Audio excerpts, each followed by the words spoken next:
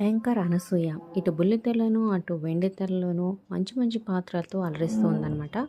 So, చాలా gap తర్వాత ఈ మధ్య స్టార్మాలో ప్రసారమవుతున్న 'కిరాక్ బాయ్స్ కిలాడి గర్ల్స్' షో ద్వారా జడ్జిగా వచ్చి మనల్ని అలరిస్తుందనమాట. ప్రతి వారం డిఫరెంట్ థీమ్స్ బాయ్స్, గర్ల్స్ పోటాపోటీగా ఆడుతూ వాళ్ళని ఎంకరేజ్ చేస్తూ జనాల్ని ఎంటర్టైన్ చేస్తుందనమాట.